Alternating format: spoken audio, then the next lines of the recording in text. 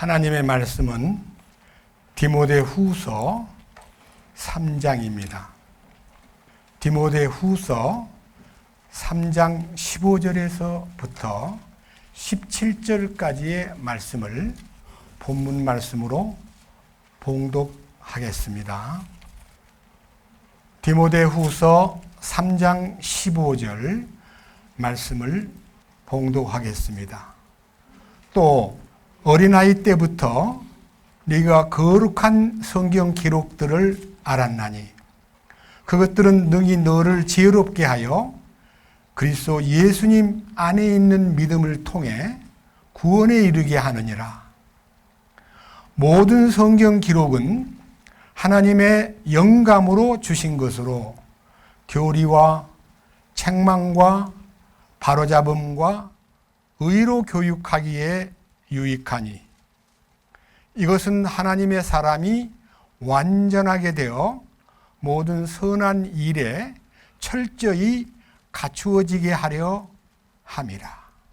17절 말씀까지 말씀을 봉독했습니다.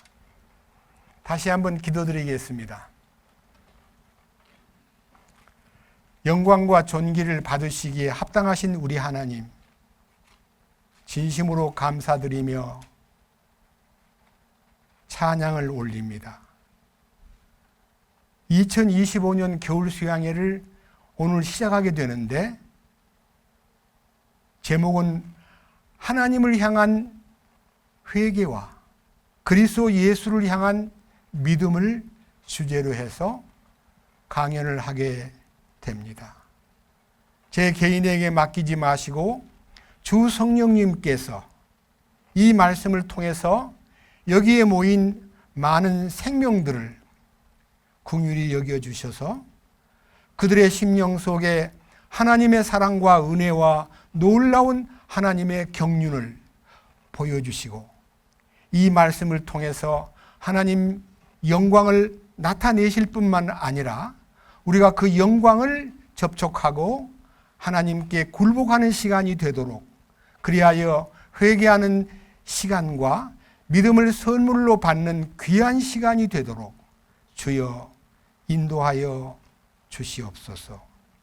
우리 주님께서 모든 것을 주장하셔서 우리 모든 각 사람이 성령님의 강력한 역사와 경륜과 활동에 의해서 우리들이 이 말씀에 붙잡히고 이 말씀이 우리 안에서 믿으려고 애쓰는 것이 아니라 믿어지는 기적이 일어날 수 있도록 도와주시옵소서. 우리 주 예수 그리스도의 이름으로 기도드렸습니다. 아멘.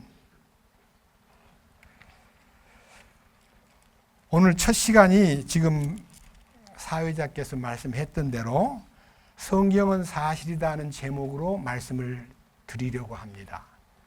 여러분, 이 성경이 소설책이 아닙니다. 이 성경이 몇 사람 모여가지고 야, 너 마태복음 써. 나는 누가복음 쓸게.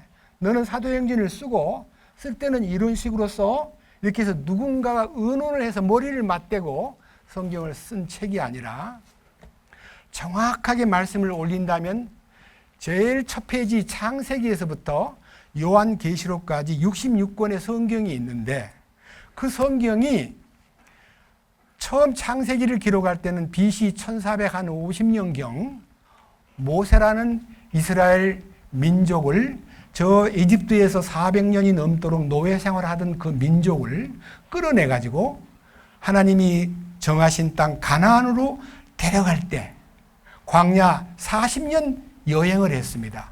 그것도 걸어서 엄청난 고난 속에 하나님이 그 모세에게 창세기를 쓰게 한 겁니다.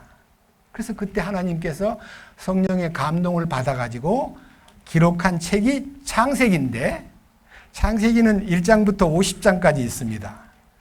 창조의 하나님. 여러분, 이 창조라는 얘기가요, 얼마나 이 성경 속에 창조주 하나님이 기본인데 만약 창조자도 아닌데 자기가 창조주인 것처럼 꾸며가지고 사람들한테 하나님은 창조주야 라고 말했다면 그보다 더 큰 사기꾼이 없는 거예요. 그런데 하나님이 직접 자기 자신이 모세에게 말씀을 주시면서 여러분 첫 번 창세기 1장 1절을 잠깐 보겠습니다. 뭐라고 하셨는가 하면요. 창세기 1장 1절. 제가 오늘 1장 1절부터 여기 5절까지 읽으면요. 여러분이 창조주 하나님께서 맨 처음 어떻게 이 우주 만물을 창조했는가를 첫 페이지에서 느낄 수 있습니다. 한번 들어보십시오. 처음에 하나님께서 하늘과 땅을 창조하시니라. 땅은 형태가 없고 비어 있으며 어둠은 깊음의 표면 위에 있고 하나님의 영은 물들의 표면 위에서 움직이시니라. 하나님께서 이르시되 빛이 있으라 하심에 빛이 있었고 하나님께서 그 빛을 보시니 좋았더라. 하나님께서 어둠에서 빛을 나누시고 하나님께서 빛을 낮이라 부르시며 어두움을 밤이라 부르시니라. 그 저녁과 아침이 첫째 날이더라. 맨 첫날 빛을 만드셨다는 거예요. 그런데 여기 창세기 1장을 쭉 보면요. 말씀하시니라 그대로 되니라 하나님 보시기에 좋았더라. 이렇게 기록이 되어 있습니다. 그분은 우주 만물을 말씀으로 창조했습니다. 여러분들 생각에 야, 하나님은 좀 희한한 분인 것 같아. 우리가 늘 듣던 얘기로 혹시 여러분들 생각해요?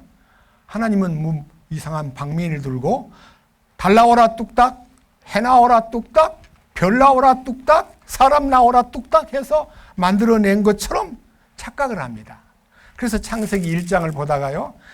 야, 이거는 앞뒤 말도 없이 무조건 하나님이 천지를 창조했다고? 말도 마, 이건 엉터리야. 이렇게 그냥 더 이상 성경을 엉터리 책이라고 간주하고 페이지가 넘어가지 않고 덮어버리면서 야, 사기꾼 책이구나. 이렇게 말하는 사람들도 많습니다.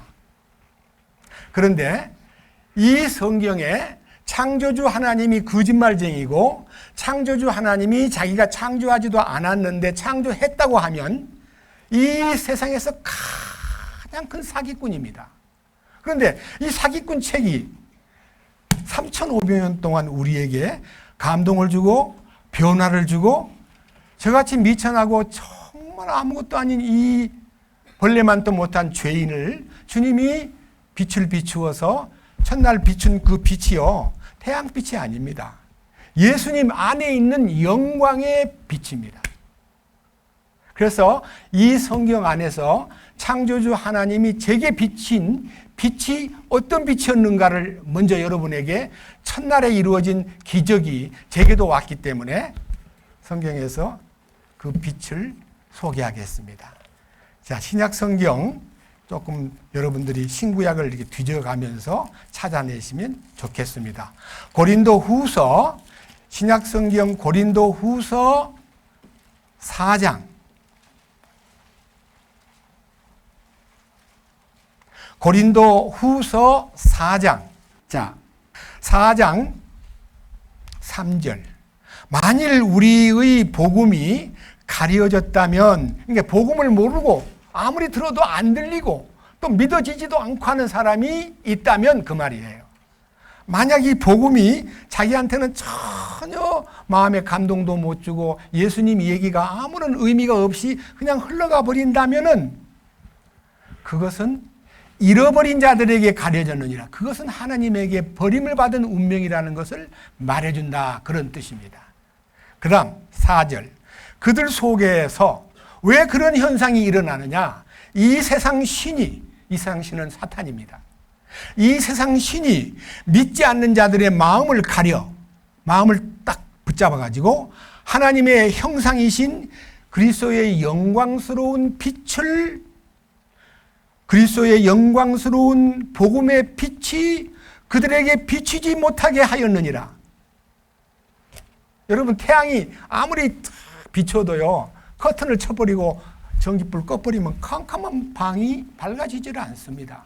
문만 열면, 커튼만 거치면 빛이 들어올 텐데 딱 가려버리고 영광의 복음의 빛이 비치지 못하게 만드는 것이 사탄이다.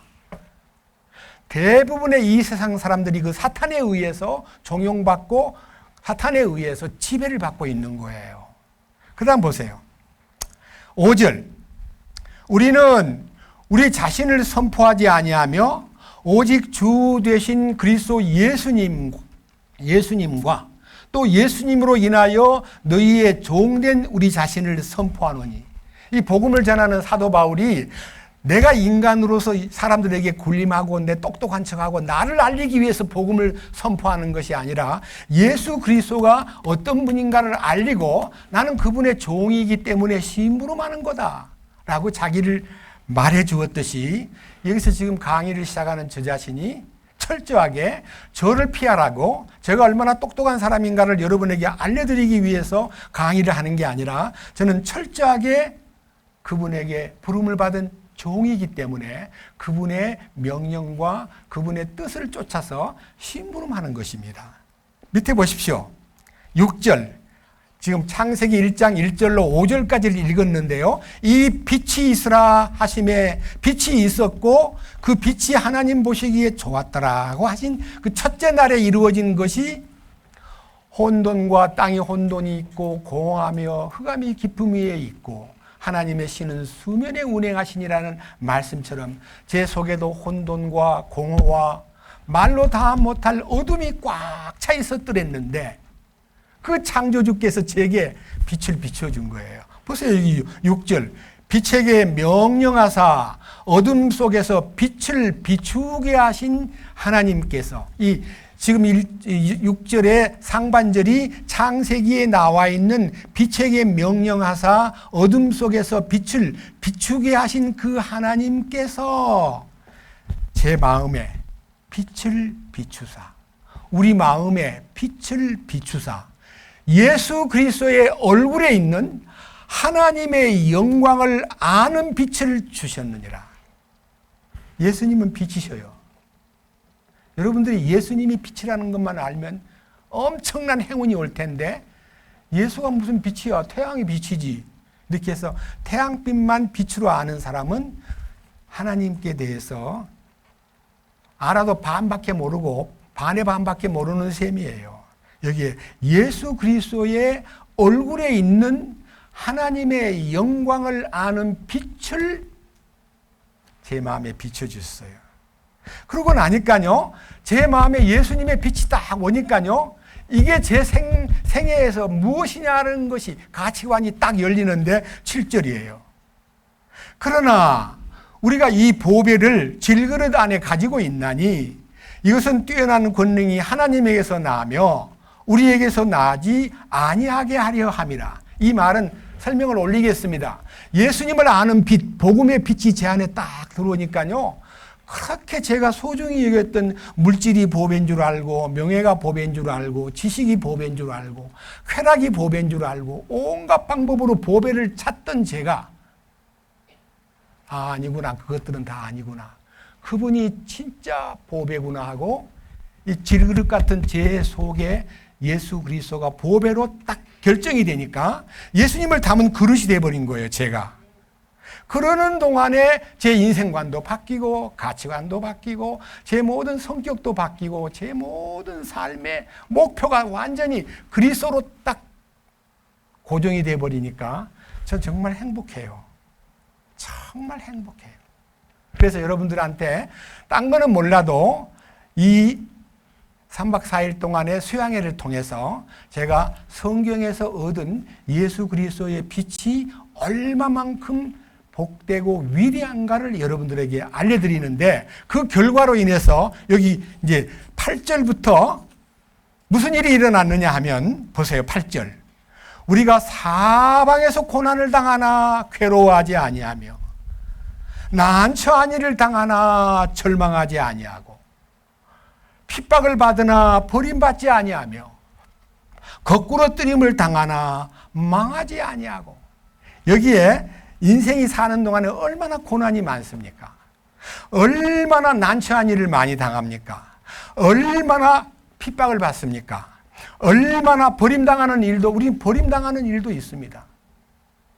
그런데 그런 일이 아무리 많이 몰려와도 나와는 아무 상관이 없는 것으로 취급되고, 주님 한 분만 나를 버리지 않고 나를 사랑해 준다면 나는 아무 문제가 없어 라고 그분을 향해서 감사하고 찬양할 수 있고, 이 말씀을 더욱더 사랑할 수 있는 그 마음을 주신 하나님께서 저를 이 자리에 지금 세웠습니다.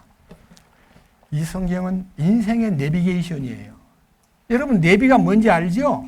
자동차를 타가지고 어디로 가야 되는데 주소만 알고, 아직 옛날 같으면 가다가 물어보고 하는데요. 내비게이션에 주소만 딱 찍으면요, 제가 출발하는 지점에서 도착 지점까지 쫙 길이 열려요.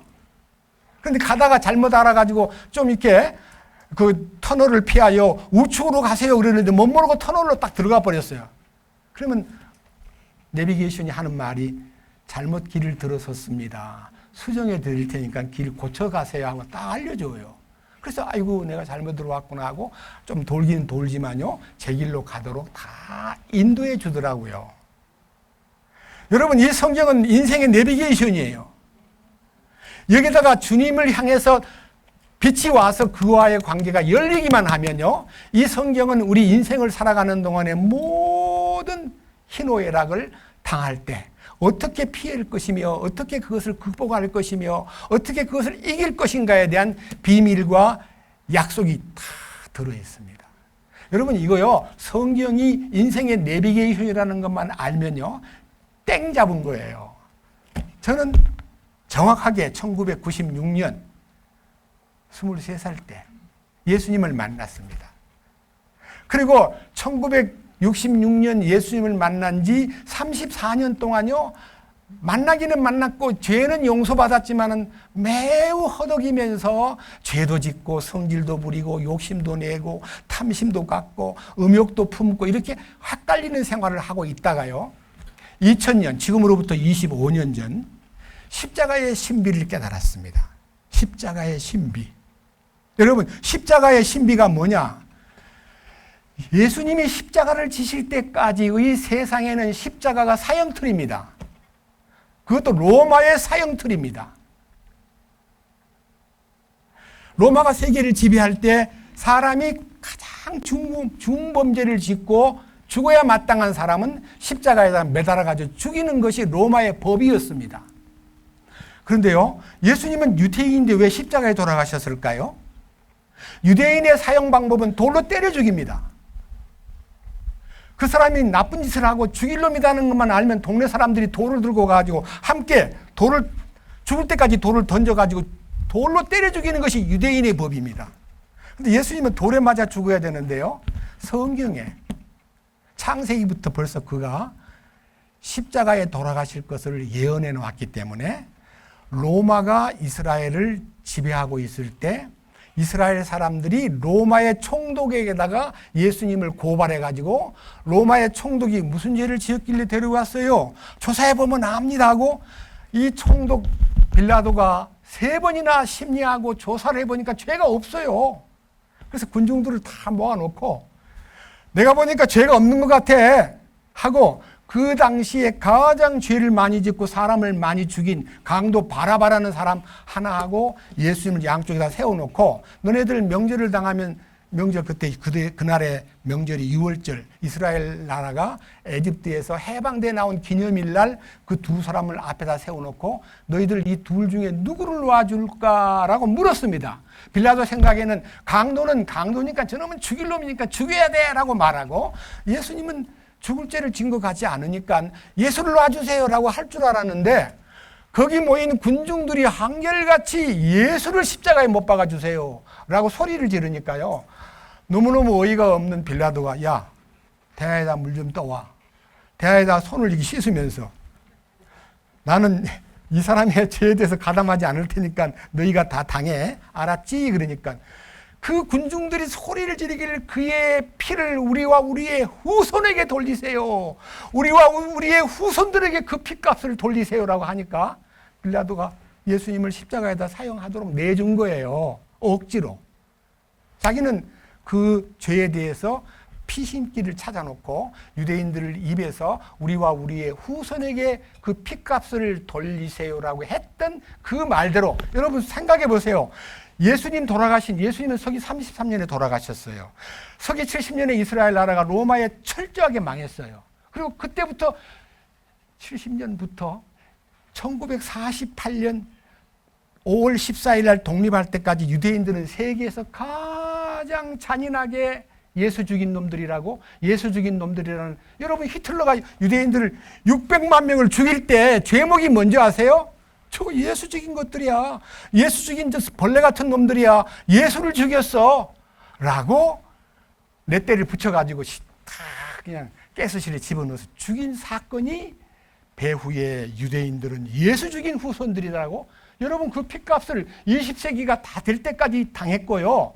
그것이 성경에서 우리와 우리의 후손에게 그 핏값을 돌리세요라고 했던 말이 응해버린 거예요. 제가 오늘 이런 얘기를 하는 이유는요, 이 성경이 얼마나 위대한가를 여러분들에게 입증을 해야 되겠는데, 여러분들 깜짝 놀랄 메시지를 오늘 설명해 올리겠습니다. 먼저요, 이 성경은 39권 구약 성경이 있고 27권의 신약 성경이 있습니다. 여러분들이 이제 성경 66권을요, 3927 하면요, 구약은 39권, 신약은 27권인데 구구법으로 3927 하면 성경이 구약은 39권이고 신약은 27권이란다 하는 것을 금방 압니다. 구구법 다 아시죠? 3927. 그러면 여러분 마음에서 오늘 내가 하나 알았다. 3927. 신구약 성경이란다. 자, 그런데 구약 성경은 무엇을 주제로 썼냐 하면요, 이 인류를 구원하기 위해서 메시아를 보낸다고 하는 약속입니다.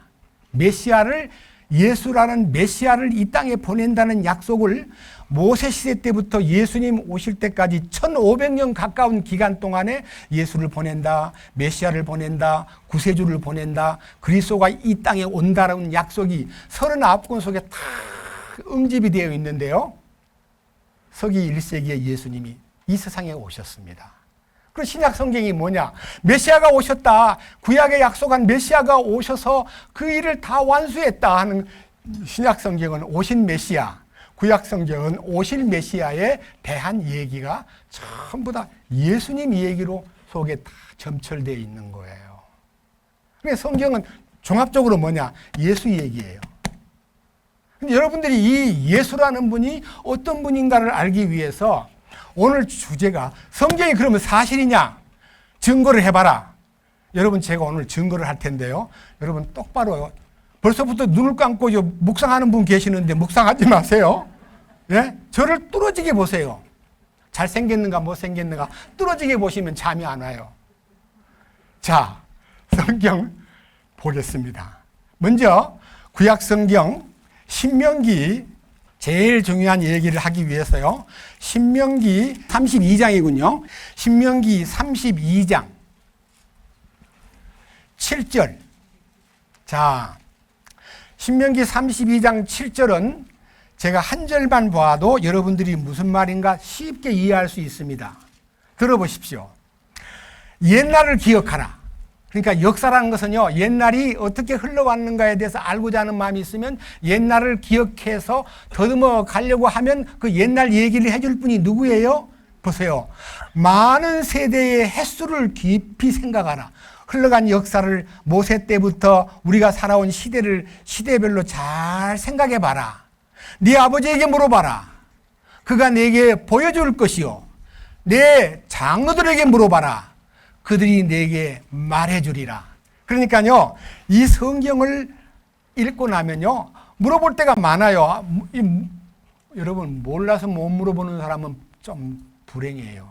성경을 자꾸 읽으니까요, 물어보고 싶은 마음이 있는데 다 답이 나와 있는 거예요. 역사 속에서 답이 있어요. 여러분, 역사라는 것은 단어가 히스토리라고 되어 있습니다. 히스토리.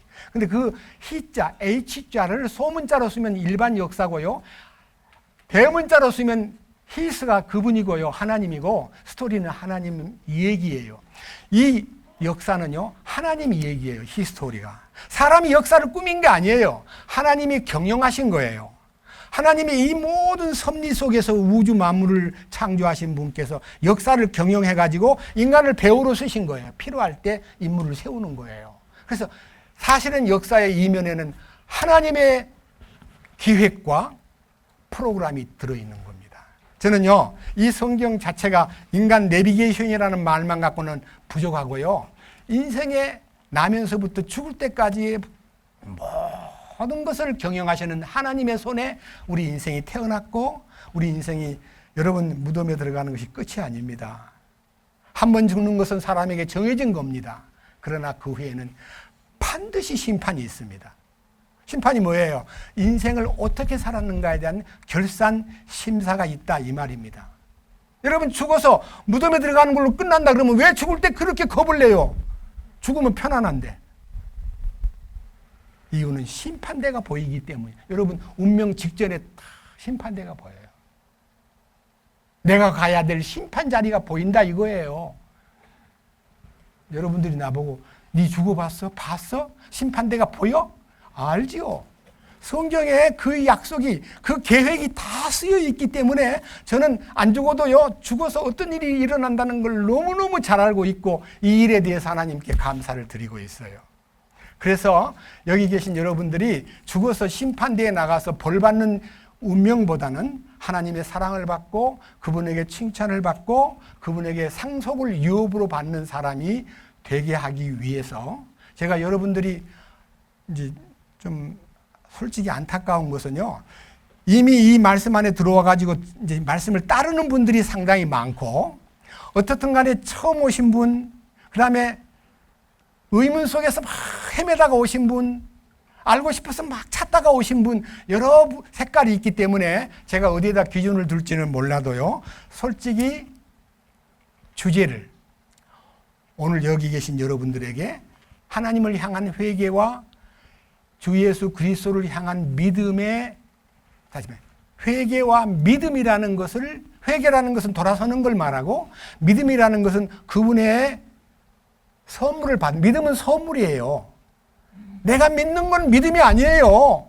주님이 주신 믿음이 내 안에 와야 돼요. 내게 믿음이 와야 돼요. 놀라운 기적이 일어나는. 믿음은요, 믿어지는 기적이 하나님이 주신 선물이에요. 그 두 개의 선물도, 회개도 우리가 몸부림을 치고 금식을 하고 잠을 안 자면서 막 그거 회개 아니에요. 회개는요, 하나님의 인자하심이 너를 인도하여 회개케 하신다 그랬고, 여러분 100마리 양 중에서 잃어버린 한 마리 양을 찾는데 목자가 양을 찾았어요? 양이 목자를 찾았어요? 여러분 양이 목자를 찾느라고 막 헤매는 것이 회개같이 보여요? 아니에요. 목자가 양을 찾아서, 양이요, 제가 지난번 호주에서 이 목자의 히스토리를 얘기하는데요, 400마리 양을 가졌는데 다 이름을 알더라고요. 400마리 이름을 다 지어놨어요. 얼마나 영리한 목자예요. 400마리 양이 다 이름이 있어요. 여러분 이름 없는 사람 다 있잖아요. 그런데 잃어버린 양의 이름을 부르면서 막 목자가 막 골짜기로 어디로 떨어졌을까? 어디로 샜을까? 아니 어디 맥혔나? 하고 막 목자가 양을 찾는데 목자가 쫙 소리를 지르는데 쫙 계곡에서 매 하고 울어요. 아, 저놈이 저기 있구나. 그럼 목자가 내려가 가지고 그 양을 건져내요. 그 양을 건진 즉 기쁘게 그 어깨에 메고 집에 돌아와 벗과 이웃을 불러 이르되 나와 함께 즐기자. 내 잃어버린 양을 도로 찾았노라 하리니, 이와 같이 죄인 하나가 회개하면 회개할 것 없는 99마리의 양보다 더 이쁘게 본다는 거예요. 여러분, 목자가 양을 찾는 것이 회개입니다. 내가 스스로 하나님을 찾는 것이 회개가 아니고 하나님이 나를 찾아주는 거예요. 근데 교감이 돼야 돼요. 목자가 아무리 이름을 불러도 야가 이 얘기를 안 하고 나는 말하기 싫어, 난 대답 안 할 거야, 이렇게 하고 있으면 목자가 어디 있는지 모르는데요, 야가 단순하게 그냥 울음소리를 여기 있어요 한 것만 알리면요, 목자가 찾아가서 그를 건져내는 것이 목자가 양을 찾는 데 대한 얘기인데요, 이것이 성경이 말하는 참된 회개는 목자가 양을 찾듯이 하나님이 나를 찾아주시는 것이 참된 회개다. 내가 하나님을 찾는 거 회개 아닙니다. 그거 아시고 이번에 이제 회개에 대한 얘기는 며칠 후에 말씀 올리겠습니다. 다만 성경이 하나님 말씀이라는 것을 이제 조금 더 깊이 생각해 가지고 베드로 후서 1장을 보겠습니다. 베드로 후서 1장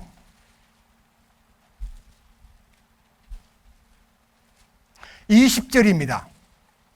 먼저 이것을 알라.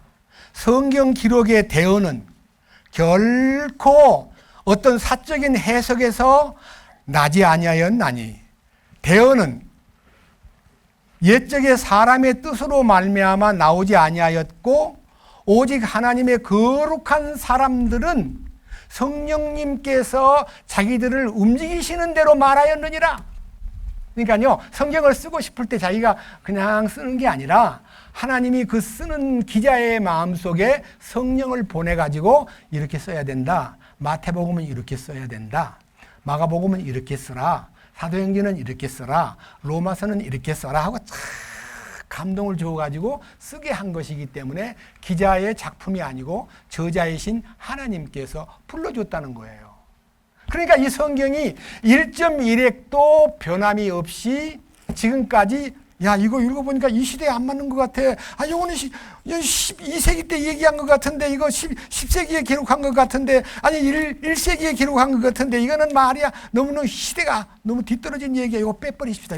이걸 보면 괜히 사람들이 시험 들고 골치 아프다 그러고, 이건 안 믿을 테니까 없애버립시다 하고, 여러분 성경 가운데 편집된 이후에 BC 1450년부터 서기 1세기까지 40명의 기자를 통해서 1600년 어간 동안에 기록된 이 성경이 한 번도 개정하거나 보완하거나 빼거나 보탠 적이 없는 책입니다. 근데 이 캐캐묵은 옛날 책이 제게는 너무 사랑스럽고 너무너무 저를 행복하게 만들었고 저에게 너무너무 고마운 말씀이기 때문에 저는 이 말씀을 중학교 2학년 때부터 지금까지 한 70년 넘게 제가 이 성경을 매일 보고 매일 또 보고, 잠언 같은 성경은 거의 한 500~600번 봤는데도 또 보고 싶은 말씀이에요. 보면 아이고 이거 난 몇 번 봤잖아. 나 이제 그만 볼래. 이런 마음이 안 들고요. 봐도 새롭고 봐도 매력적이고 봐도 좋고 지루하질 않아요. 여러분 어떤 유명한 책을 서너 번 읽고 나면은 더 보고 싶어요? 더 안 봐도 될 것 같아요? 어때요? 중학교 다닐 때 막 콘사이스를 들고 막 단어 외운다고 했지만 나중에 이제 세월이 흐르면 그거 또 그렇게 해요? 안 해요. 근데 저는요, 콘사이스 단어 찾듯이요, 성경을 계속 한자 한자 토시 하나하나도 놓치지 않고 보다 보니까요, 성경 안에 엄청난 보화가 들어있구나 하는 걸 알게 되었습니다.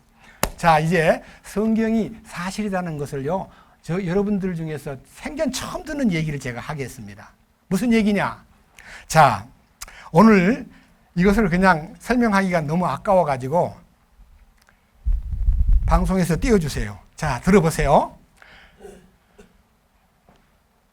이 성경이 사실이라는 것을요, 최근에 우리 시대에, 자, 네, 좀 더 키우세요. 성경대로 파봤더니 석유와 가스가 나왔다. 이스라엘의 기적적인 에너지 자원 발견 이야기. 요거는요, 1984년부터 지금 이제 45년쯤, 그러니까 84년이니까 16년 더하고 25년 더하면 40년이네요. 40년 전에 생긴 일이고 최근에 이것이 뉴스로 떴기 때문에 말씀을 드리겠습니다. 자, 그 다음 1페이지. 무슨 얘기냐? 자, 석유 한 방울 나지 않던 나라 이스라엘이 석유가 없기 때문에 석유를 중동에다가 수입을 하려니까 안 판대. 이스라엘한테는. 니들한테는 안 팔아.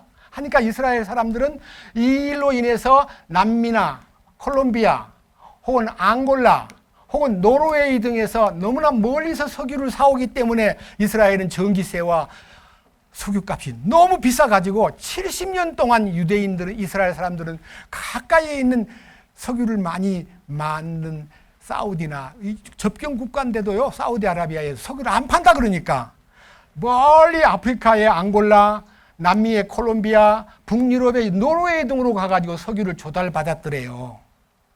그래서 자기들은요, 다 석유가 왜 그 중동에 다 나오는데 왜 우리나라만 안 나올까라고 연구하고 연구해도 길이 없는 거예요. 뭐 나와야 뭐 파지요.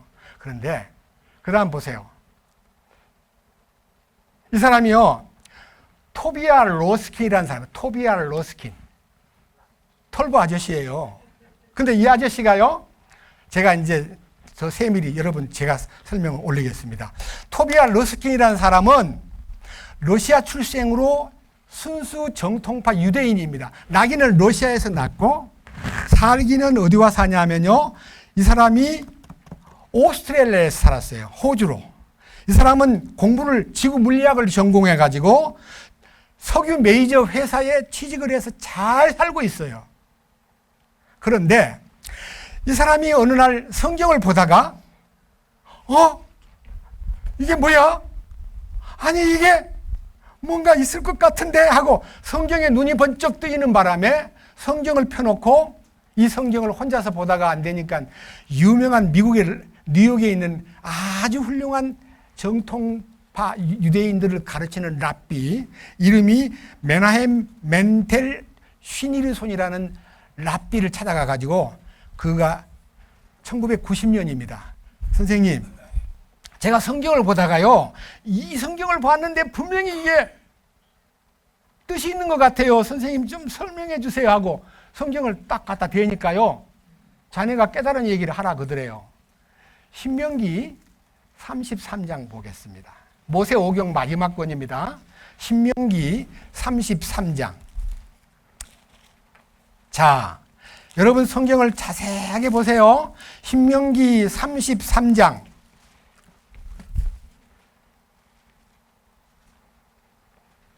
(33장) 13절입니다. 신명기 33장 13절 자세하게 들어보세요. 요셉에 관하여는 그가 이르되 원하건대 그의 땅이 주께 복을 받아 하늘의 귀한 것과 이슬과 밑에 누운 깊음과 해가 맺게 하는 귀한 열매와 달이 내는 귀한 것과 옛 산들의 으뜸 가는 것과 오래 지속되는 작은 산들의 귀한 것과 땅의 귀한 것과 땅의 충만한 것과 떨기나무 속에 거하시던 이의 선하신 뜻을 내리니 복이 요셉의 머리에 곧 자기 형제들로부터 구별된 자의 정수리에 임할지로다. 이렇게 읽으면요, 무슨 시 같아가지고 뭔 말인지 모릅니다. 제가 개역성경 읽어보겠습니다. 쳐다보십시오. 신명기 33장 13절. 요셉에 대하여는 일렀으되 원하건대 그 땅이 여호와께 복을 받아 하늘의 보물인 이슬과 땅 아래 저장한 물과 태양이 결실하게 하는 선물과 태음이 자라게 하는 선물과 옛산의 좋은 산물과 영원한 작은 산의 언덕의 선물과 땅의 선물과 거기 충만한 것과 가시떨기 나무 가운데 계시던 이의 은혜로 말미암아 복이 요셉의 머리와 그의 형제 중 구별된 자의 정수리에 임할지로다. 이거를요, 히브리어로 된 성경을 보면 내용이 조금 이렇게 해석이 달리 돼 있어요. 제가 읽어볼게요. 뭐라고 되어 있냐면요, 33절에 15절. 자, 옛 산들의 으뜸 가는 것과 오래 지속되는 작은 산들의 귀한 것과를요, 이거는 아주 쉬운 말로 쓴다고 번역을 해놨는데 원래 유대인 성경에는 영원한 동산의 보물과, 이게 이제 히브리 말로요, 기보트 올람, 영원한 동산의 보물과, 이게 뭔가 동산에 뭐 영원한 동산, 이게 고대로부터 뭔가 약속이 있는데 이게 뭘까? 모세가 살아있을 때 각 지파에게 축복을 베풀어주는 얘기 가운데 영원한 동산의 보물이 뭐지? 라고 이제 의문을 품었습니다. 그 다음 보세요. 18절. 스볼론에 관하여는 그가 이르되 스볼론이여 네가 밖으로 나감을 기뻐하라. 이사가리여 내 장막들을 기뻐하라. 그들이 백성을 불러 산에 이르게 하고 거기서 의의 희생물을 드리리니 그들이 바다의 풍부한 것과 모래에 숨겨진 보물을 빨아들이리라. 자, 여기 19절에요. 바다에 풍부한 것이 무엇이며 모래에 감추인 보물을 어떻게 빨아들인다는 거야? 그게 뭘까? 자, 여기 지금 신명기 33장 지금 19절을 제가 다시 개역으로 보겠습니다. 그들이 백성들을 불러 산에 이르게 하고 거기서 의로운 제사를 드릴 것이며 바다에 풍부한 것과 모래에 감추인 보배를 흡수하리로다. 여기는 빨아들인다 그랬는데 흡수한다는 말과 빨아들인다는 말은 같은 말이에요. 모래에 감추인 거를 빨아들인다고? 야, 이건 유전 아닌가? 아, 이게 뭔 말이야? 그 다음 밑에 보십시오. 24절. 아셀에 관하여는 그가 이르되 아셀은 자녀들로 복을 받으며 자기 형제들에게서 인정을 받고 자기 발을 기름에 담그리로다. 여러분, 먹는 기름에다가 발 담그는 사람 봤어요? 석유에다가 발을 담근다는 거예요. 그래서 이게 유전인갑다. 이 가스광을 얘기하는 거 아니야? 해가지고 이 성경책을 들고 뉴욕에 찾아가가지고 이 호주 사는 사람이 뉴욕까지 찾아가가지고 유명한 랍비 메나헴 멘텔 시니르손이라는 선생님을 만나가지고 선생님, 제가 이걸 읽다가요 이게 가스나 유전을 얘기하는 거 아닌가 싶어서 선생님에게 물으러 왔습니다 했더니 선생님이 딱 보더니요 이렇게 얘기했대요. 참 자네가 정말 놀라운 말씀을 발견했네. 놀라운 얘기인데 자네 원유 탐사를 적극적으로 하게나. 이게 1990년 5월 달에 있었던 이 질문을 해가지고 그 마음에 이게 성경의 모세 시대 때 예언한 예언이 이스라엘 땅에도 스볼론 땅이나 이사갈 땅이나 요셉에 관련된 곳에 틀림없이 원유가 있다는 증거가 아닌가 싶어가지고 제가 회사를 하나 차리랍니다 했더니 선생님이 체리라니까 뭐라고 이 회사 이름을 지었냐면요. 기보트 올람. 기보트 올람이란 말은 아까 얘기한 것처럼요. 영원한 동산의 보물이라는 간판을 걸고 회사를 차렸어요. 그래서 1990년에 이제 선생님 찾아가가지고 확인하고 준비해가지고 1994년부터 개발을 했어요. 석유를 찾느라고. 어디로 갔냐 하면요. 자, 여기 성경 지도에 이스라엘의 지파가 어디에 속해져 있는가, 위치가 어디쯤 되는가를 분명히 말해 놓았기 때문에 여기 이스라엘 지도 8페이지, 지도 8페이지가 있습니다. 성경 뒤편에 8페이지 지도가 있습니다. 지도를 옆으로 봐야 돼요. 자, 보세요. 보여요? 죄송합니다. 이걸 미리 준비해야 되는데 여러분 개인에게 확인시키려고요. 자, 여기요. 12지파의 파란색은 지중해 대해를 말하고 여기 약간 분홍색은 이스라엘 지도를 말하고 여기 노란색은 다른 나라를 얘기하는데 제일 위에 단이라는 지파가 있고 그 밑에 아셀 지파가 있죠. 보여요?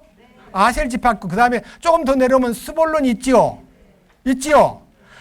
여기 이 지파별로 이 되어 있는 얘기가요. 중간에는요, 에브라임과 베냐민이라는 지파가 요셉 지파인데 거기까지는 안 내려가고요. 아셀 지파가 지중해 연안에 있고요. 스몰론 지파가 무깃도라는 그 산 근방에 있는데 여기 전부 다 이 지파는 지중해에 접해져 있습니다.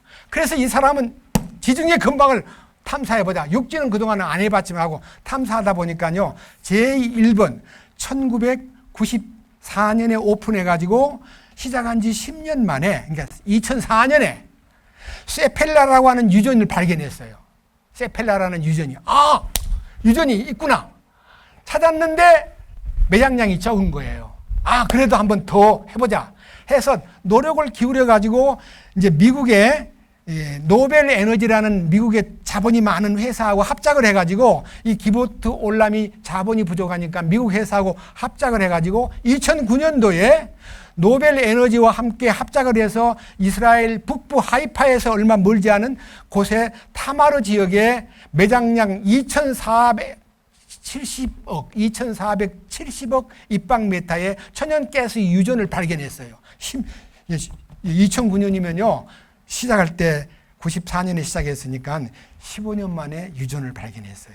그 다음 또 2010년 그 다음 해에 하이파에서 132km 떨어진 북부 지역 해역에서 천연가스 3조 4,600 평방미터의 어마어마한 유전을 발견한 거예요. 그 다음 또 기록합니다. 2011년, 지금부터 14년 전에 이스라엘 북쪽 세펠라 지역에서 석유광산 발견을 했는데 매장량이 2,500억 배럴이에요. 2,500억 배럴은 사우디의 석유 매장량이 2,600억 배럴인데 세계에서 1등이 사우디고 그 다음 이스라엘의 세펠라 지역의 석유 매장량이 2,500억 배럴이니까요. 어마어마한 광산을 지중해 속에서 발견했어요. 이게요, 막 뉴스에 떴는데 최근에 뜬 거예요. 뜬 건데 어떤 일이 벌어졌는가 한번 보십시다. 자, 여기 한번 보십시오. 이 일로 인해서 여기 지금 각종 방법으로 이제 이렇게 얘기했는데요. 2010년에 3조 4,600억 평방미터에 달하는 레비아탄 가스전이 발견되었는데 이 회사 이름을 욥기 41장에 등장하는 바다의 괴물 레비아탄이라는 이름으로 이 가스전에 간판을 붙이고 그 다음에 수심 1500m의 심해에서 불기둥이 솟아나오므로 장면을 연출하고 있는데 이 가스전 하나만으로 이스라엘은 100년 동안 사용할 수 있는 가스전이에요. 그 다음 넘겨보세요. 그래서 이 가스와 원유를 발견함으로써 이 가스 수출이 시작되었는데 이스라엘이 지금 수출하고 있습니다. 국내에만 쓰는 게 아니라요. 이스라엘은 천연가스를 요르단과 이집트로 수출하기 시작했고 이집트의 액화 시설을 통해 유럽으로도 수출하고 있다. 그 다음 터키하고도 해저 파이프라인을 논의해서 10년 넘게 냉각되었던 양국 관계를 다시 연결시키는 계기가 되었다. 터키하고 요르단하고 이집트하고 석유를 수출하고 있어요. 이스라엘이. 자, 그 다음 2020년 5년 전에 체결된 아브라함 평화협정은 에너지가 전쟁의 원인이 아니라 이제는 평화의 매개물로 바꿔졌어요. 저는 우리나라도요. 이스라엘하고 좀 친하고 싶어도 석유 안 판다 그럴까 봐 이스라엘을 은근히 이렇게 멀리 해놓고 중동하고만 사귀었어요. 그런데 최근에 와가지고 이스라엘이 엄청나게 많은 발명을 하고 많은 새로운 아이디어를 가지고 많은 발명품을 만들었는데 자기 나라는 기술이 없어가지고 못 만들어. 발명은 해놨는데 못 만들어. 그래서 세계에 어떤 나라가 제일 기술이 좋은가를 다 따져보니까 한국이래요. 이스라엘에서 한국. 너네들하고 좀 같이 하자. 우리가 만든 거 너네들한테 맡길 테니까 너희 만들어줄래? 그랬더니 그러자. 하고 이스라엘하고 협정을 해가지고 지금 우리가 이스라엘 나라하고 굉장히 가까워지고 있어요. 왜? 거기도 석유가 나오니까. 우리가 중동 눈치를 안 봐도 될 때가 됐다는 것을 느끼고 있는 거예요. 여러분, 신명기 33장은 BC 1450년경에 기록되었는데 모세라는 사람이 각 지파별로 축복해주는 미래를 축복해줄 때 단순하게 그냥 복이 있을지어다, 잘 살아라, 행복하게 잘 지내라 이렇게 복을 준 게 아니라 바다의 모래에서 무엇인가를 보물을 흡수한다는 얘기를 그들은 당대에서는 뭔 말인지 몰랐는데 세월이 여러분 BC 1450년이면 지금 우리하고 얼마나 떨어졌어요? 3500년 전 얘기예요. 3500년 전 얘기가 20세기에 들어와가지고 기보트라는 이 유대인 소위 말하는 공부를 많이 한 사람인데 지구 물리학을 공부한 사람인데 왜 이스라엘 땅에는 석유가 안 나오지?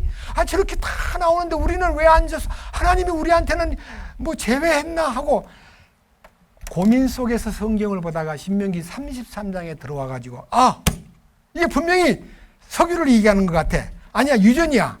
아니야 가스 유전이야. 그래가지고 제가요 지금 또 읽어드리겠어요. 2010년에는요, 하이파에서 135km 떨어져 있는 북부의 해역에서 천연가스 3조 4,600 입방미터의 유전이 발견되었고, 그 다음에 2011년에는 이스라엘 북쪽 세펠라 지역에서 석유 매장량 2,500억 배럴, 세계 최고의 매장량이 사우디아라비아가 2,600억 배럴인데 거기에서 100억 배럴이 부족한 세계 제2위의 석유 광산이 이스라엘 세펠라에서 발견되었다는 거예요. 이거 기적 아니에요? 여러분, 성경을 우습게 소설로 알거나 성경을 꾸민 얘기로 알면 이 얘기가 어떻게 3,500년 만에 우리한테 딱 이렇게 나타나요? 성경 사실이에요, 사실 아니에요? 이런 말 들어도 에이, 그건 꾸민 얘기야. 그건 해석하기에 달라. 해석을 누가 했어요? 해석을요, 이 젊은 이제 토비아 로스킨이라는 사람이 성경 보다가 의문이 생겨가지고 호주에서 날아가서 뉴욕에 있는 선생님한테, 성경 박사한테, 선생님 이거 유전 같은데 이거 어떻게 생각하십니까? 했더니 그래, 맞아, 적극적으로 해봐, 개발을 해, 출발, 밀어줄게. 그래가지고 용기를 내가지고 1990년에 상담을 끝쳤고 1994년에 회사 차려가지고 지금 2024년 우리 시대에 와가지고요, 이게 노골적으로 이제 보도가 됐는데, 제가 언론에 보도된 중요한 기사를 이번 내일 집회 끝나고 낮 집회 때 그 석유 찾은 얘기를 설명을 할 테니까 오늘은 요만하겠습니다. 뉴스가 아주 아주 멋지게 나왔는데 그 뉴스를 한번 보시기 바랍니다. 자, 그리고 저는 이 성경에서 하나님 말씀은 꾸민 얘기가 아니다. 사실이다. 팩트예요, 팩트. 그래서 이 성경을 제대로 본 사람이 이 석유를 찾아낸 것이 세상을 깜짝 놀라게 만들었고, 그 중동의 여러 국가가 다 석유가 나오는데 왜 이스라엘만 안 나오냐고 부르짖던 그 민족들이 커다란 위로를 받고, 야, 우리 땅에도 석유가 나온다, 가스가 나온다. 어떻게 땅속, 바닷속 1,500m 파가지고요, 거기서 가스가 팍 분출합니까? 놀랍지 않아요?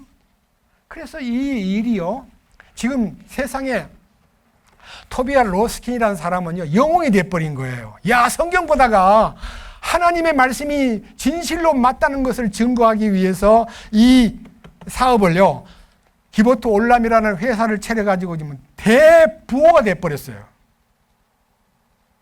여러분, 그 부자가 부러운 게 아니라 성경이 맞다는 것을 입증한 사람이 우리 주변에 있다는 것이, 저는요, 그분이 신앙이 얼마만큼 깊은지 그 내용은 몰라도요, 그 성경을 보다가 야, 이게 광산이야, 이게 맞아. 그래서 여러분, 이 지도에요, 집중적으로 개발한 지역이 아셀 지역과 스볼론 지역의 해안에 있는 지중해에서 석유광이 나온 거예요. 전부 바닷속에서.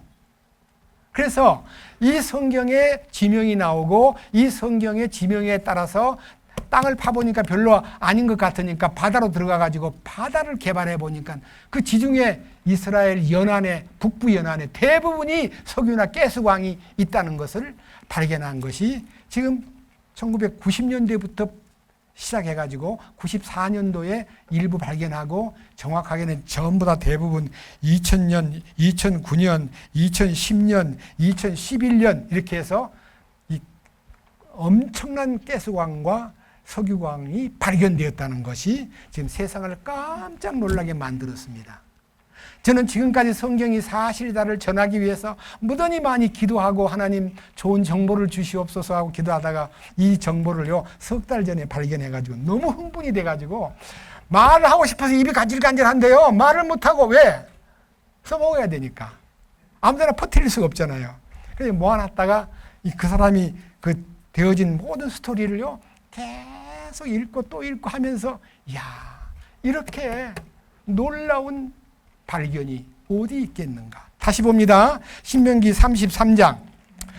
이 말씀을 다시 보면서 여러분들의 마음을 이 말씀으로 향하도록 안내하고자 합니다. 신명기 33장 19절.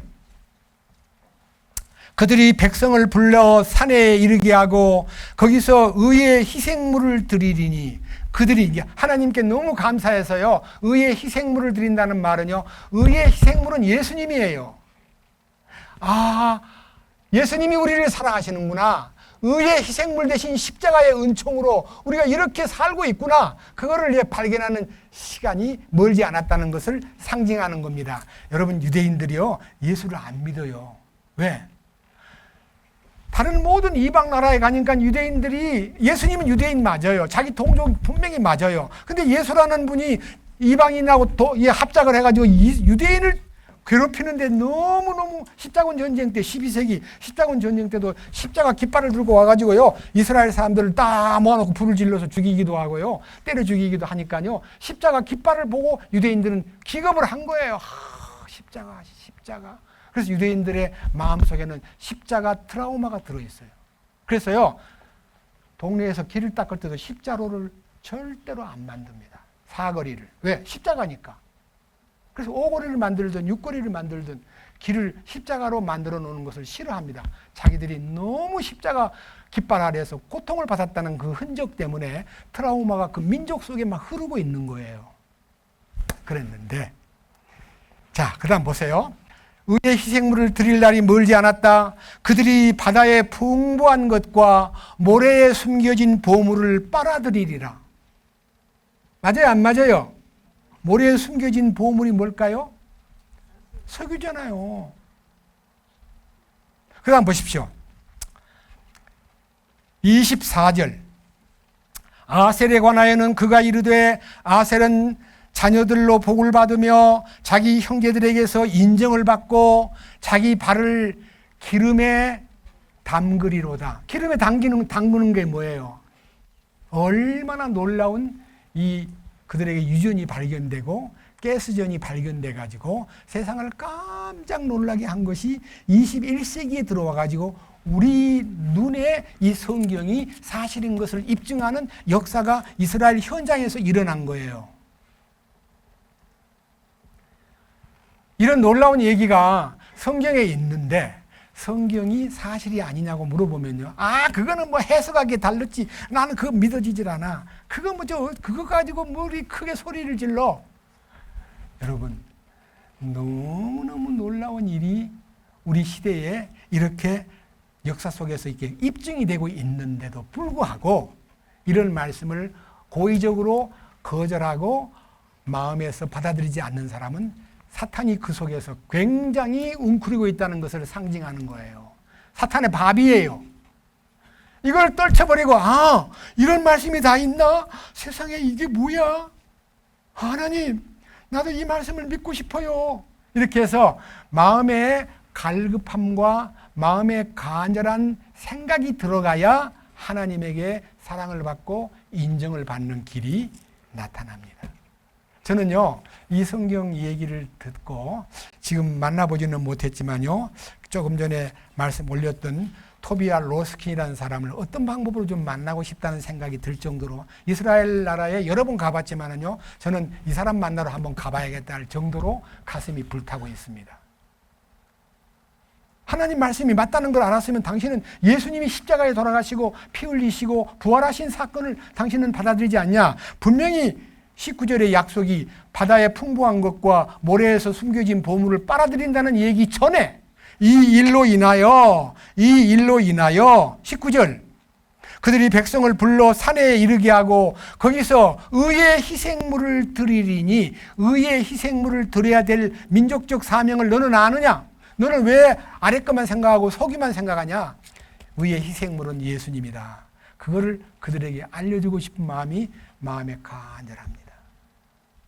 여기 계신 사랑하는 여러 형제 자매님들, 제가 이 성경 읽어드릴 때 여러분 마음속에, 성경에 3,500년 전에 기록된 이 성경이 이 시대에서 이것이 말씀이 하나님 말씀이라는 것이 발견되었다는 것을 생각할 때 놀랍지 않아요? 아니요. 그냥 거기만 끄떡끄떡 할 게 아니라요, 성경이 허술하게 볼 책이 아니구나. 성경 속에 이런 신비가 들어있구나. 그 다음 마태복음 하나 보겠습니다. 이 일이요 우리에게 주는 의미가 무엇인가를 마태복음 24장입니다.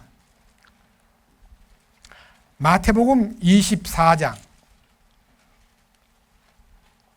3절부터 말씀을 읽겠습니다.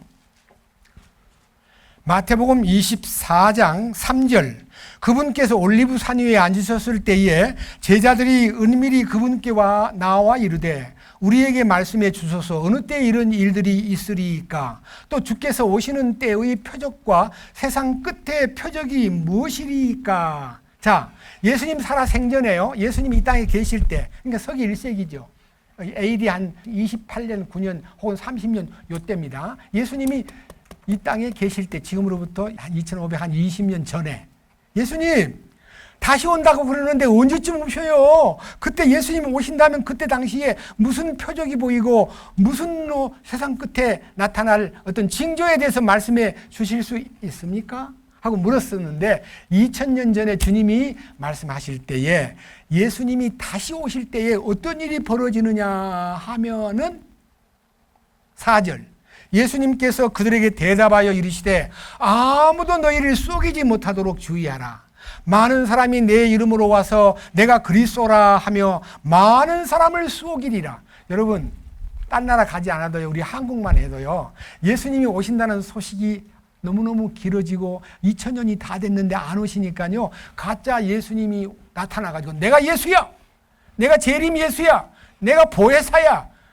한국에요 이름을 헤아릴 수 없을 만큼 많아요. 여러분 요 지금 현재 살아있는, 미안합니다 이름을 대해서, 신천지의 이만이라는 분이 자기가 보혜사래요. 재림 예수래요. 그럼 그 말을 듣고 저분이 예수님인가 보다라고 속지 말라는 거예요. 절대로 그런 방법으로 뭐 한국에 오거나 미국에 오거나 또 어떤 나라에 오는 게 아니에요. 친히 오시는데 그분이 오실 때가 다 되면은 어떤 징조가 보이느냐 하는 것을 여러분들에게 예수님이 2000년 전에 하신 말씀을요 귀 기울여 한번 들어보세요. 뭐라고 되어 있는가 보세요. 자 6절 또 너희가 전쟁들과 전쟁들의 소문을 들을 터이나 주의하여 불안해하지 말라. 이 모든 일들이 반드시 일어나야 하되 아직 끝은 아니니라. 민족이 민족을 왕국이 왕국을 대적하여 일어나고 곳곳에 기근과 역병과 지진이 있으리니 이 모든 것은 고난의 시작이니라. 여기에요 전쟁이 자꾸 일어난다. 여러분 세계 제1차 대전, 2차 대전 큰 전쟁 지나갔지만요. 국부적인 국지전쟁, 민족과 민족끼리 하는 이 전쟁이요. 여러분 곳곳에서 일어나고 있습니다. 우리 한국도요. 전쟁이 끝난 것 같은데도 아직도 저 위에 김정은이라는 아주 괴수가요. 우리 서울을 불바다로 만들겠다고 소리를 지르고 그리고 굉장히 다른 것은 국민들은 막 굶주리고 어려움을 당하게 만들어 놓고 계속 핵 개발을 해가지고요. 핵무기를 이제는 미국까지가 때려 부셔버리겠다고 하는 식으로 만들어서요. 서울을요. 불바다 만들겠다고 하니까 우리는 핵무기가 없는 나라예요. 핵무기 만들면 안 되는 협약에 의해서 우리는 핵무기를 못 만들어요. 만들 기술은 있는데. 그러니까 어떻게 하면 저 핵전쟁이 시작되면 우리가 그걸 막을 수 있을까 싶어가지고 우리 나름대로 굉장히 연구를 많이 해서 핵무기 아닌 일반 무기로서는 세계에서 으뜸갈 정도로요. 세계 그 강대국이 많은 나라들 중에서 이 군사력이 5위에 한국이 속할 만큼 이 한국의 무기가 너무 좋기 때문에 여러분 이런 얘기 들으셨어요? 옛날에 소련한테 돈을 빌려줬어요. 우리나라 정부에서. 노태우 때 아마 그런 것 같아요. 그런데 소련이 해체가 되고 러시아가 딱 이제 빚을 짊어졌는데 우리나라 대통령이 돈을 내라고 왜 너 빌려간 차고 하나 안 주냐 하니까 야 지금 우리도 돈이 없어. 나라가 쪼개지고 러시아가 독립을 했는데 돈이 너무 없으니까 니네들 혹시 무기 안 필요해? 그래서요 러시아제 탱크하고요 각종 무기를 우리한테 다 보내줬어요. 우리는 받았어요. 돈 대신 받아가지고 우리는 보고 그냥 좋은 거 있다고 놔두는 게 아니라 다 뜯어가지고요. 어떻게 만들었는가를 연구해가지고 발명을 못해도요. 모방은 천재가 한국 사람들이에요. 대단해요. 그래가지고 더 좋게 만들어가지고 지금 탱크가 세계에서 가장 좋은 탱크를요, 여러 나라에서 수입을 하는데 뭐 190대, 200대 이 탱크, 굉장히 비싼 탱크를요, 한국 탱크는 세계에서 가장 알아주는 탱크예요.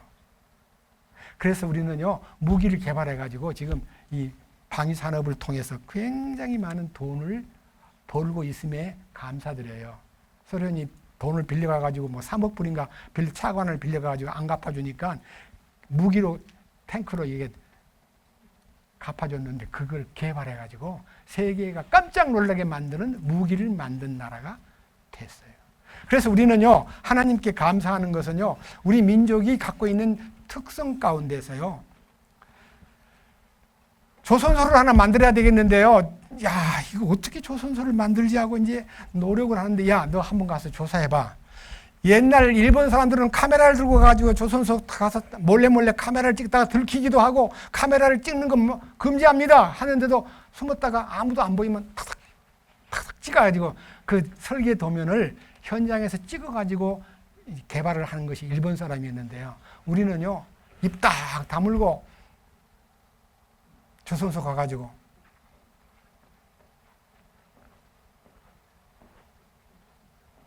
발걸음으로 잣대를 재고 폭을 재고 길이를 재고 해가지고 돌아와가지고 발걸음으로 재는 거 가지고 도면을 그려가지고 현대 조선소를 만든 거예요. 그런데 가서 영국에서 우리가 배 만들 수 있다고 하는 걸 보여주려니 보여줄 게 있어야지요.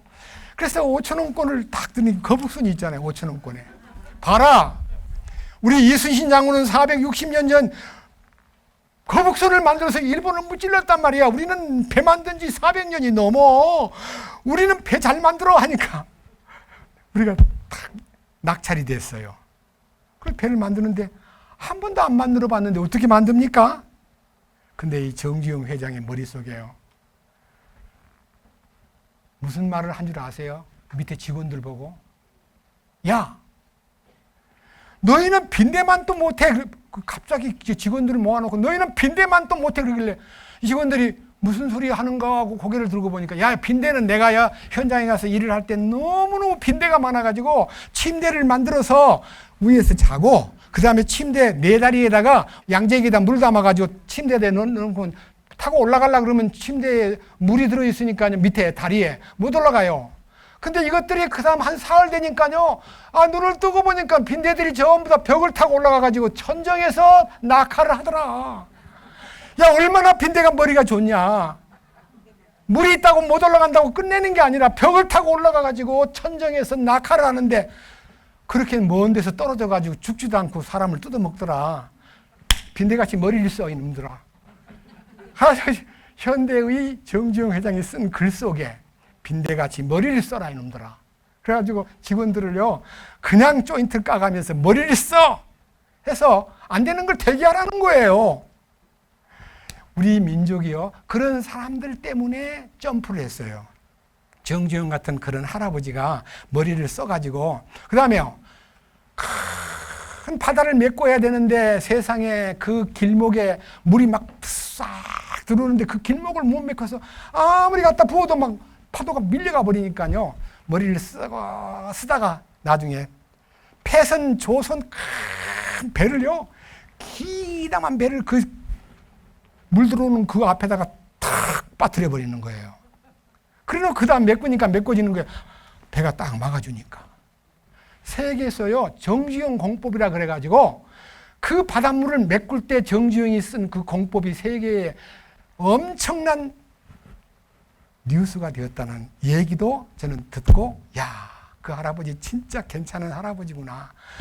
예수를 안 믿지만요, 그런 정도의 머리를 써서 세계를 깜짝 놀라게 한 민족이 대한민국 사람이다 이거예요. 여러분, 대한민국 사람 아닙니까? 우리 머리를 씁시다. 그런데요, 성경을 보면요, 그런 잔머리를 안 써도요, 하나님께 여호와를 경외하는 것이 지식의 근본이라 그랬기 때문에요, 성경을 알고 하나님을 알면 모든 것을 초월할 수가 있어요. 때가 지금 됐다. 전쟁을 봐라. 처처에 기근이 온다. 지진이 온다. 역병이 온다. 여러분, 지금 지진이 자꾸 일어납니다. 역병이 뭐예요? 여러분, 역병이라는 게 전염병, 병 중에 골치 아픈 병이 역병이에요. 이 병이 지금 우리한테 얼마나 큰 공포를 줬는가. 여러분, 코로나19 잘 알잖아요. 얼마나 우리 고통을 받았어요. 그래서 우리는 하나님께서 주시는 때가 지금 고통의 시작이 시작됐는데, 민족이 민족을, 왕국이 왕국을 대적하여 일어나겠고 처처에 기근과 역병과 지진이 있으리니 이 모든 것이 재난의 시작이니라 라고 말해놓고요, 유대인에 대한 얘기를 예언합니다. 보세요. 여기 유대인에 대한 얘기. 9절. 그때 그들이 너희를 넘겨주어 고통받게 하고 너희를 죽이리니 너희가 내 이름으로 인해 모든 민족들에게 미움을 받으리라.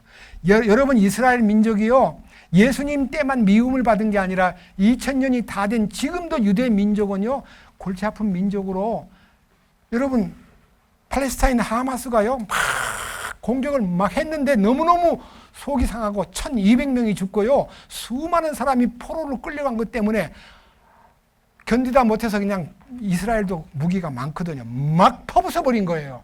그러니까 세상 사람들은요, 먼저 공격한 하마스의 공격은 계산도 안 하고요, 유대인들이 그럴 수가 있어. 아니, 학교를 왜, 병원을 왜, 그 전부 다 나쁜 요원들이 병원에 숨어 있고 학교에 숨어 있으니까 그걸 때렸는데요, 유대인들만 죽일 놈 되고, 이제 하마스의 공격이나 약자에 대한 편을 들다 보니까 유대인들을 죽일 놈들 해가지고 미국에서, 프랑스에서, 온 세계 각처에서 유대인을 미워하는 마음들이 점점 지금 커지고 있는데, 20세기 초반에 유대인들이 잘못된 그 히틀러의 정책 때문에 너무 많이 죽었다는 이유 때문에 독일이 사과를 하고 많은 보상을 해주면서 유대인들한테 미안하다 그랬는데, 지금은요, 다시 생각이 탁 돌아서면서 유대인들은 골치 아파.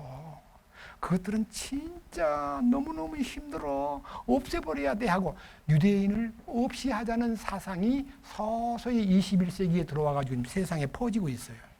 이게 지금 유대인들이 모든 민족들에게 또다시 미움을 받는 때가 온다. 여러분, 주의하세요. 유대인들을 미워하는 이 얘기가 자꾸 퍼지면 예수님이 오실 날이 멀지 않았다는 것을 보여주었고요. 그 다음 뒤에 보십시오. 24장 14절입니다. 자, 이제 조금 전에 읽었던 성경은요, 9절 보았고, 이제는요, 14절. 왕국의 이 복음이 모든 민족들에게 증언되기 위하여 온 세상에 선포되리니 그제야 끝이 오리라. 여러분, 왕국의 복음이 뭔지 아세요? 복음이 두 가지가 있어요. 하나는 은혜의 복음이고 하나는 왕국의 복음이에요. 은혜의 복음은 예수님이 십자가에서 피 흘려서 너희 죄를 용서했다. 부활하심으로 너희는 거듭났다. 그 축복이 너희에게 약속되어 있고 그것이 예수님이 십자가에서 이루어진 은혜의 복음이다. 그런데 은혜의 복음만 받고는 충분치 않습니다. 왕국의 복음이 와야 돼요. 왕국의 복음이 뭐예요? 나중에 죽어서 하나님 나라에 가서 왕이신 그분을 뵙고 그분의 다스림 안에 산다는 것이 왕국 복음이 아니에요. 지금 이 세상 사는 동안에 왕이신 예수님이 내 안에 오셔가지고 하늘나라는 먹는 것과 마시는 것이 아니요 오직 성령 안에서 의와 평강과 희락이라. 하나님의 의가 내게 채워지고 하나님의 평화가 내게 임하고 하나님의 기쁨이 내게 삶에 풍성하게 내려지는 축복이 왕국복음인데, 이 왕국복음은 자기가 처리되어야 왕국복음이 이루어져요. 자기가 처리되는 게 뭐예요? 죄가 처리되는 건 십자가에서 이루어진 거고요, 내가 처리되는 거, 인간인 내가, 옛사람, 내 품성, 내 성격, 내 지식, 내 고정관념, 내 고집, 내 모든 사상이 바뀌려면, 옛사람을 벗어버리고 새사람을 입으려면 예수님을 왕으로 모셔야 돼요. 어떻게 왕으로 모실까요? 이 비밀이 이번 주제 속에 굉장히 큰 비밀입니다.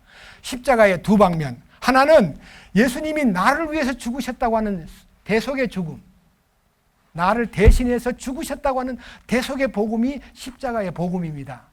그런데 왕국의 복음은 예수님이 십자가에 죽을 때 나도 같이 죽었다는 이 놀라운 신비가 발견될 때 왕이신 주님이 내 안에 들어오십니다.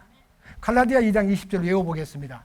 내가 그리스도와 함께 십자가에 못 박혔나니 그런즉 이제는 내가 사는 것이 아니요 내 안에 그리스도께서 사신 것이라. 이제 내가 육체 가운데 사는 것은 나를 사랑하사 나를 위하여 자기 몸을 다 내주신 하나님의 아들의 믿음으로 사노라. 하나님의 아들의 믿음으로 사는 길이 왕국복음 십자가에 연합을 했을 때 내가 그분과 함께 죽었다는 것을 발견하면요, 내가 사는 게 아니라 그분이 내 안에서 나를 지배하고 사는 이 통치권이 이루어지는 것이 왕국이 이루어지는 거예요. 하늘나라는 여기 있다 저기 있다 하지 않고 내 안에 있느니라. 내 안에 하늘나라가 와야 돼요.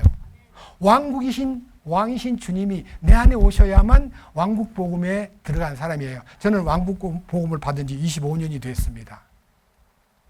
그 왕이신 주님이 제 안에 오시면서부터 제 주장과 제 모든 고집과 제 모든 결정권과 제 모든 인생이 다 그분한테 위임이 되고, 이제는 내가 사는 것이 아니요 내 안에 그리스도께서 사신 것이라 하는 이 신비가 제 안에 이루어지고, 제가 이 축복이 이루어진 다음에요, 가장 먼저 해결해야 될 사람은 다른 사람이 아니고 제 집사람이었습니다. 제 아내에게 제가 너무나 짓궂게 남자라는 이유 때문에 주장하려고 그러고요, 가장이라는 이유 때문에 결정권을 제가 갖고, 나한테 의논도 안 하고 그거 하면 돼? 그거 안 돼! 하고 제가 결정권을 가진 사람이라고 아내가 내 말도 나한테 의논도 안 하고 무슨 일을 하면 저는 전부 다 브레이크 걸어가지고요, 다 노 했습니다. 언제까지? 1972년도에 결혼했는데요, 2000년 7월달 이 주님과 함께 죽었다는 걸 발견한 때까지 만 28년 동안요, 제가 왕노릇 했어요, 집에서. 근데 제가 집사람한테, 여보, 내가 왕노릇 한 과거가 너무 부끄럽다. 우리 주님이 왕이신데 그것도 모르고 내가 왕인 것처럼 설친 거 당신한테 많은 피해를 주고 참 내가 사과한다. 잘못했다 하는 걸 사과한 다음에 집사람이 그 말 듣고, 이제 처음에 그 말 들으니까 어리벙벙하지요. 갑자기 막 남자가 돌아서니까 왜 그럴까 하고 지켜보기를 4년 동안 지켜봤어요. 입을 탁 다물고, 어떻게 왕노릇을 그만두고 이제 모든 것을 주님에게 맡긴다고, 주님이 왕이라고 해놓고 어떻게 하는가 보자 지켜보고 있다가 4년 만에 해결이 돼가지고 마음에서 같이 주님을 왕으로 모시는 행복을 둘이가 누리고 있고 그 안에서 잘 살고 있습니다. 여러분, 얼마나 놀라운 일인지 모릅니다. 가정에 평화가 오고 가정의 주인이 주님께 굴복하니까 주님이 그 가정에 왕으로 오셔가지고 나 개인의 왕만 아니라 우리 집의 왕이 되시고, 우리 주변에 나를 통해서 나타나는 모든 일에 주님이 통치권자로, 주관자로, 결정권자로 나타나니까 많은 사람이 편애하고 좋아하고, 옛날에 알고 있던 저 사람은, 제가 이제 친구들한테 저 자신을 알릴 때, 서원아미는 죽었어. 근데 네 지금 살고 있잖아. 그래, 나 죽었는데 지금 살아. 내가 죽었다는 것은 내 자신의 지위와 내 자신의 왕권과 내 자신의 결재권이 다 끝났고 주님이 다 주장하시고 주님이 다 인도하시는 축복 속에서 나는 새 생활을, 새 삶을 살고 있다는 거야. 그러니까 진짜 날 알아보고 싶으면 나 옆에 와서 나를 지켜봐.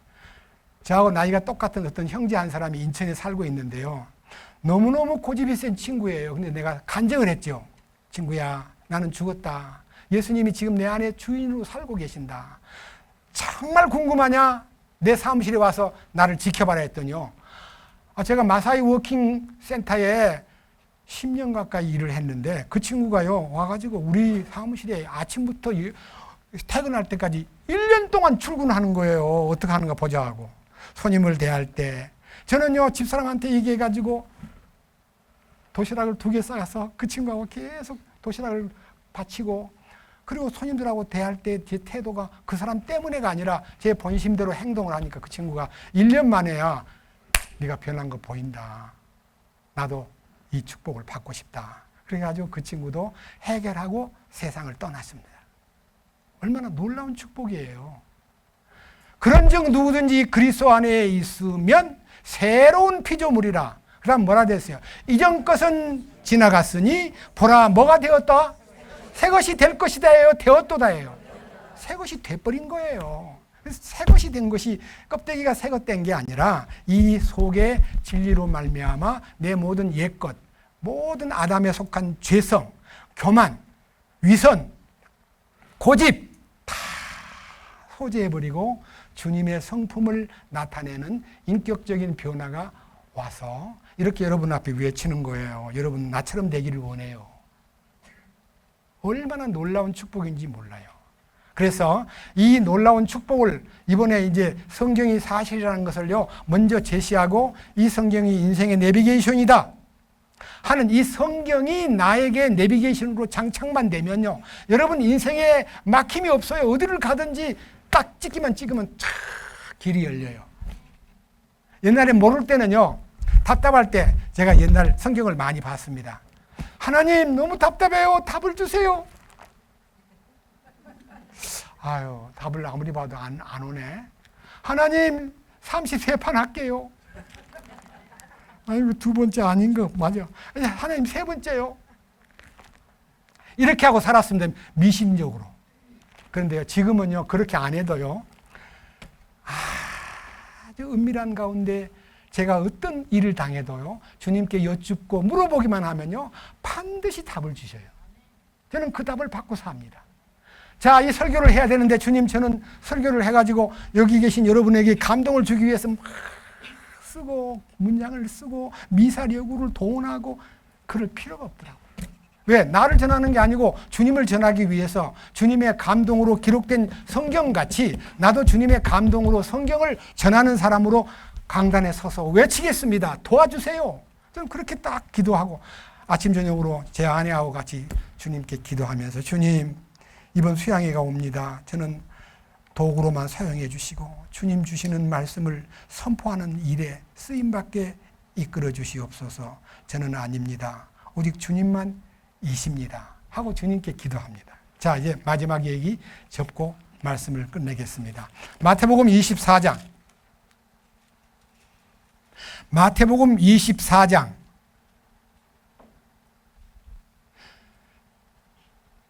30절부터 봅니다.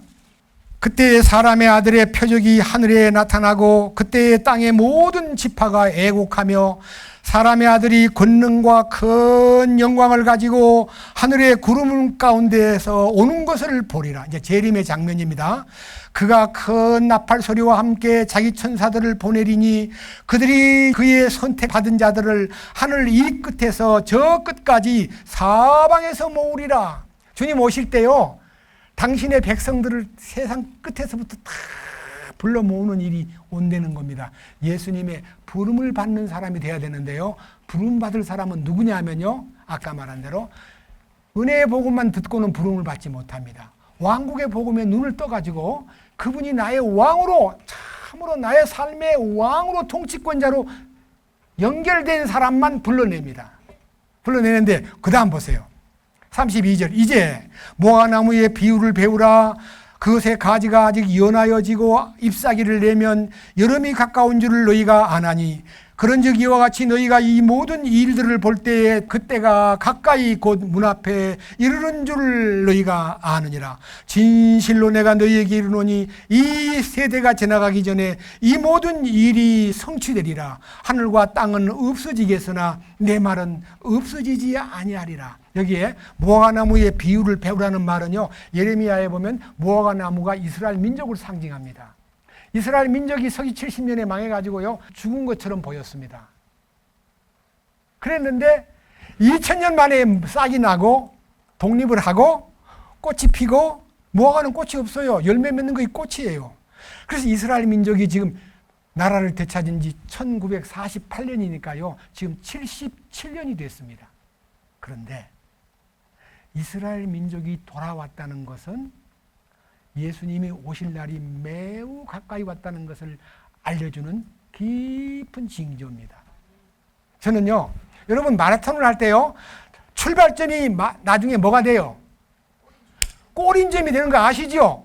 출발을 딱 했는데 갔다가 한 바퀴 돌고 다시 돌아와야 거기서 승리를 알리는 것처럼요, 복음이 시작될 때 예루살렘에서 스타트해서 복음이 지금 세계 끝까지 돌고 왕국 복음이 다 지금 전파되고, 이제 어디로 가야 돼요?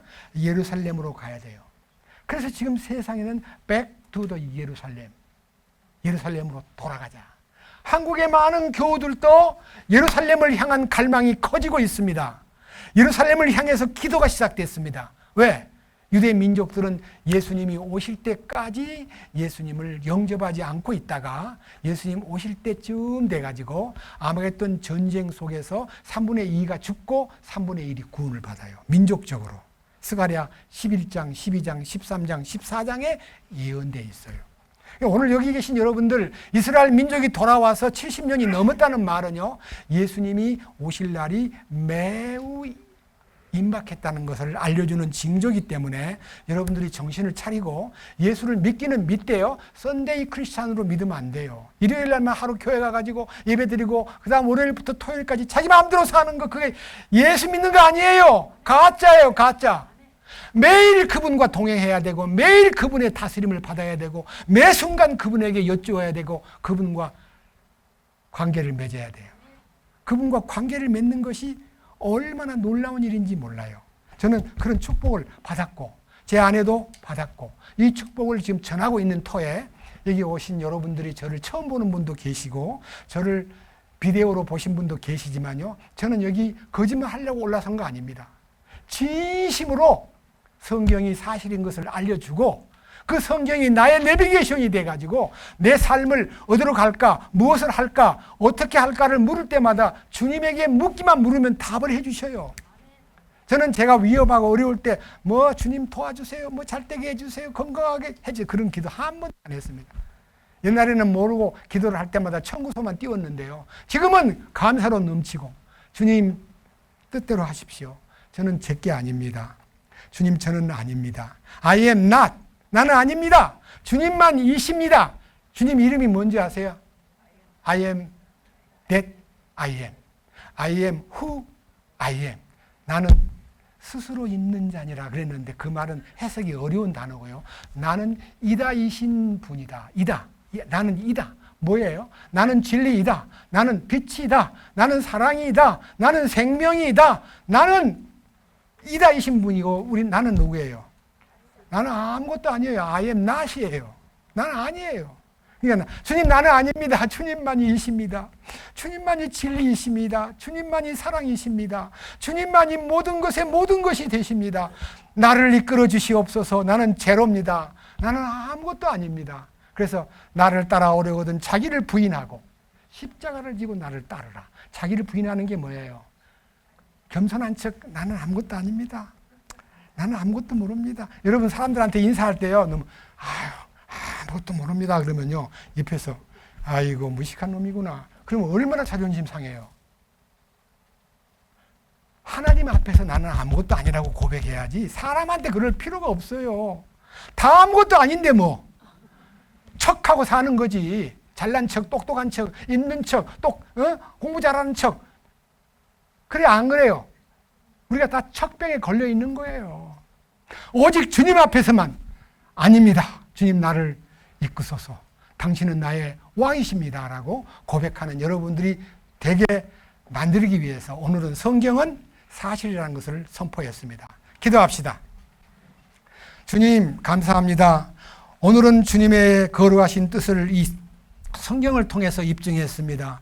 신명기 33장에 기록된 말씀 속에서 주님, 우리 주변에 이런 현상에 토비아 로스킨이라는 사람이 성경을 읽다가 신명기 33장에 접하여 하나님이 이스라엘 민족을 향해서 약속한 그 축복이 실제가 되도록 탐구하고 말씀을 읽고 또 읽고 그리고 질문하고 그리고 회사를 차려가지고 개발하고 또 찾고 투자하여 이스라엘 땅에 기적을 만들어낸 주님, 토비아 로스킨 같은 믿음을 갖게 해 주시옵소서. 이 자리에 참석한 모든 분들이 하나님 앞에 지금까지 허술하게 형식적으로 아니면은 주일날만 하루 교회 가서 예배드리고 나서 자기 마음대로 사는 사람들이 대부분인데 주님, 월요일부터 주일까지 주님과 동행하고 주님의 명령을 따라서 주님의 결정권에 의지하여 주님의 공급을 받고 사는 모든 사람이 될 수 있도록 이끄시옵소서. 이 집회를 축복해 주시고 기적을 나타내 주시옵소서. 우리 주 예수 그리스도의 이름으로 기도드렸습니다. 아멘.